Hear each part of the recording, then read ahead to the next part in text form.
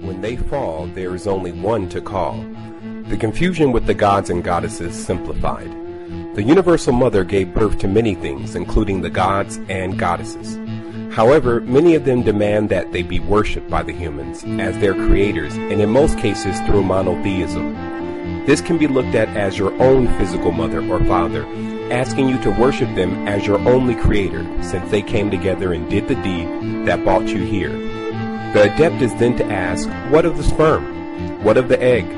What of the water? And what of all the sustenance that makes up the parent? Where did that come from? Because it is that which is the true creator, not the stages in between. Further, worshiping crucified saviors is like worshiping your own brother. It is true that our parents deserve care, respect, and reverence from us, and this is common sense. But blind submission to the will of any parent or authority is not required by the Universal Mother.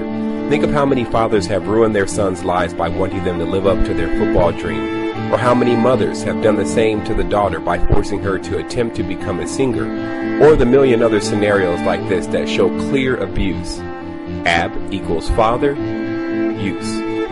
Getting used by father. It was clear to me that the gods had gone mad. They actually expected people to sit around behind their stations and build their world for them on top of ours. So I started to spoil their plans from the inside out. James. We have released a vast amount of information within this last week, and I see it imperative to clarify and simplify the message. Regardless, the entire living world will come to know the awesome power of the Universal Mother vividly, and thus come to develop a personal relationship with the Sustainer by clear proofs. The reality still is that if we have ever eaten, drank, and drawn breath, then our relationship has already began. It is the fact that the energy current that most are looking for can be found right here on this planet. Do we not witness the awesome power of the ocean? How much of such power do we truly think we need coursing through our being to power up all of our facilities? The answer is not much. With knowing this, it becomes of utmost importance that I make you aware of how we became separate and who is the perpetrator behind such things. Our power has always been available. I can show you infinite reasons why. This is the completion of my mission, which will only be complete when all know.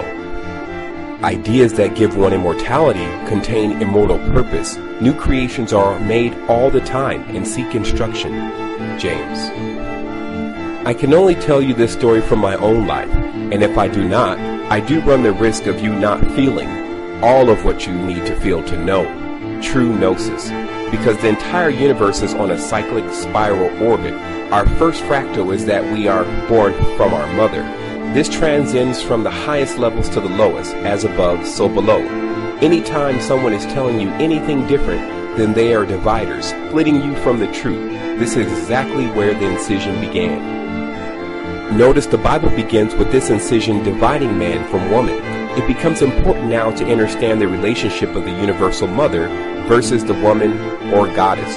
She actually birthed both of them, like she birthed man and gods, and a host of other beings you see in nature. So when people begin to confuse the Universal Mother with the woman or man, there ensues a great deal of confusion and misdirected anger. It is a fact that many brotherhoods and sisterhoods fuel their candidates with this diluted confusion that what gives them life is still limited to being a goddess or god, and thus when they identify the god or goddess to them for their true actions, the candidate develops a hatred for the planets. This affects mainly the one they are standing on, which is the only thing that is truly real and organic, while everything else the person is imagining is still ethereal, just a fantasy or phantom waiting to be granted life. Now it is a fact that many of these blind candidates, following their blind divided gods and goddesses such as Sakla, Samael, blind, and Layla, night blind, who are attempting to take over the world by continuously erecting their structures and technologies on top of our mother. Let us keep in mind, they are building their inorganic dead world on top of the world of the living. thus smothering life. So humanity faces its greatest challenge as it has an intruder that it must confront, or be judged as being already dead when not doing anything to uphold life, despite it upheld you when you needed it. Now that must be balanced. The force that stopped the sun. When looking at the media today, it is clear to see the archons are at the height of their reign, tugging on poor humanity's heart with continuous portents of doom. Their height is our lowest state. The economy is falling. A satellite is falling. It's all falling. Someone tell Chicken George that it is he that is failing and falling, thus confusing his state for that of the universe, which powers forth, causing awe, as such existence baffles man and woman when they cannot fit it into a mind that accepts death as a realistic component for itself. We do not die, we simply transmute. The megastructure is merely showing that it is collapsing under the weight and diversity of organic life, and now must turn it back over to its real nourisher, which has always remained present, watching the inevitable. The return of the children. The child is fearless. Come forth, child, and witness magnificence, as it is your story. There is a symbolic gesture that occurs in the beginning of your life that holds great symbolism and significance. This is the cutting of your umbilical cord. You should also keep in mind, just as the astral eye shows, that if you happen to lose a physical limb or part, your ethereal one remains in place. So in effect, you only lose use of it on this plane and not the other. Since the placenta is a planet, when you're ejected, it is now clear that a new lesson is beginning. This lesson has been planned a great deal ahead of us fully realizing our true identity. It's funny because this lesson is called Learn Your True Identity. I find the universe very interesting when it uses this technique, which is to plunge us into an external version of ourselves, shattered until we are able to see it all as a mirror.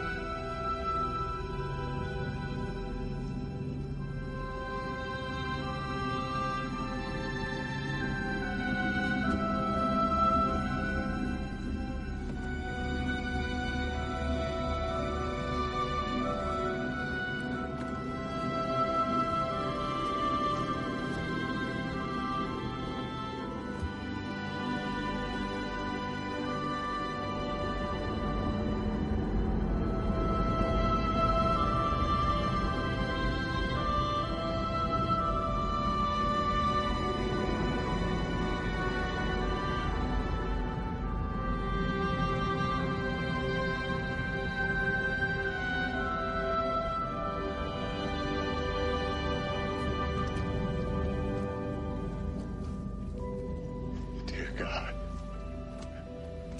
whose name I do not know. Thank you for my life. I forgot how big